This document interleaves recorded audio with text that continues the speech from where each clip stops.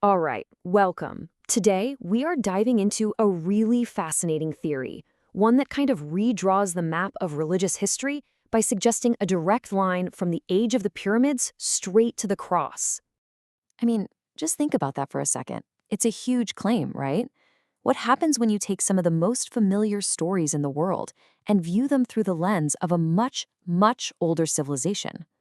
So, just to be super clear, our goal today is to walk through the specific claims laid out in Lisa Ann Bargeman's book, The Egyptian Origin of Christianity.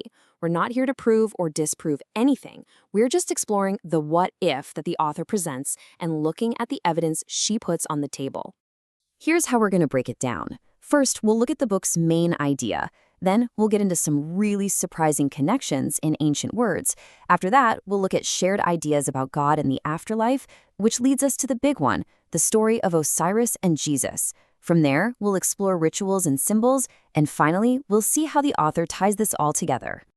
Okay, so let's get right into it. What is the foundational argument of this whole book? Where does it all start? Well, the author starts her case with something we use every single day: words. The argument is that hidden inside our modern religious vocabulary are these ancient echoes of Egypt. And some of the linguistic links the author points to are pretty startling. She claims the word Bible itself traces back to Byblos, a city named for a goddess whose worship the Bible itself forbids. Or that the name for the ultimate evil, Satan, could come from the Egyptian god Set. And manna, the food from heaven, she links it to the Egyptian word for spiritual power, mana. And this idea goes way beyond single words. It gets into these huge core concepts. Now, this is just a tiny sample from the book, but it shows the idea that abstract concepts, like judgment, life, love, were often personified as gods. The author points to Egyptian figures, like Anubis, the god of judgment, as potential originals that influenced other cultures.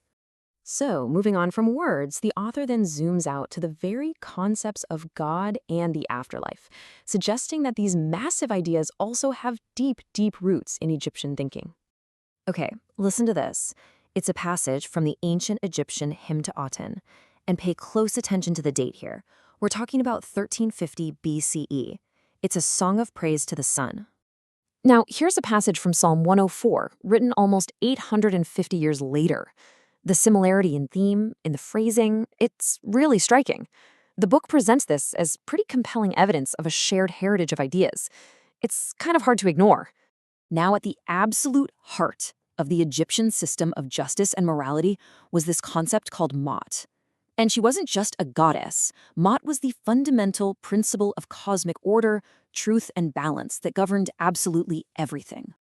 And you can see here just how that concept was applied. After you died, your heart was literally weighed on a scale against her feather. If your heart was light, meaning you lived a good life, you moved on to the afterlife. But if it was heavy with sin, well, it got devoured, and that was the end for you.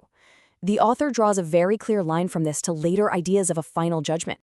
The Egyptians also had this incredibly complex idea of the soul, which included something called the Ka. You can kind of think of it as your spiritual double, or maybe your conscience. It was with you your whole life, it knew everything you did, and it was there to speak for you when your heart was on that scale.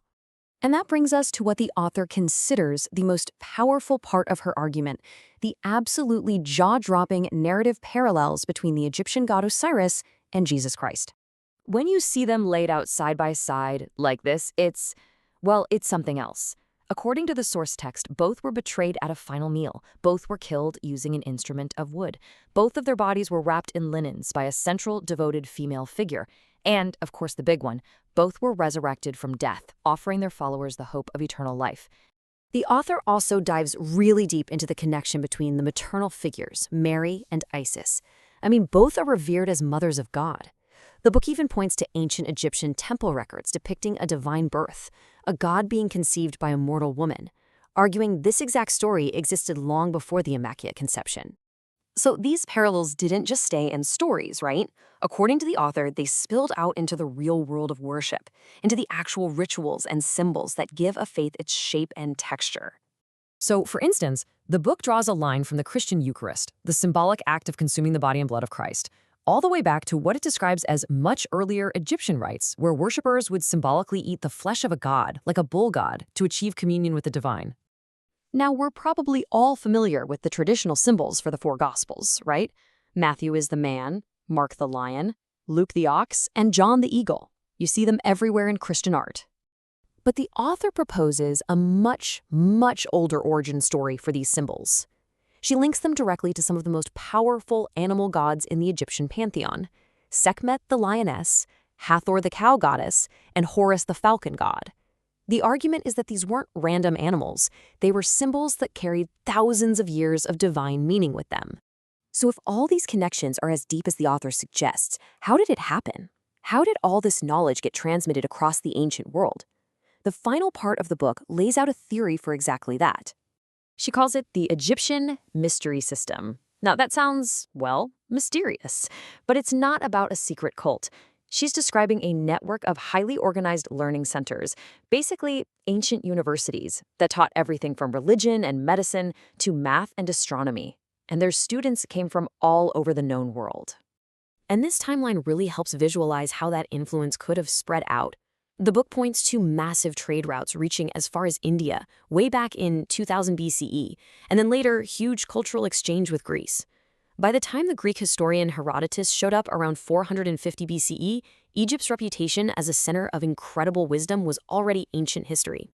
So, after laying out all these arguments from the book, we're left with this really provocative final question. What if the histories of our world's great religions aren't actually separate stories at all? What if they're just different chapters in one long, continuous conversation, with ideas echoing across cultures for thousands of years? It's a pretty fascinating thought to end on.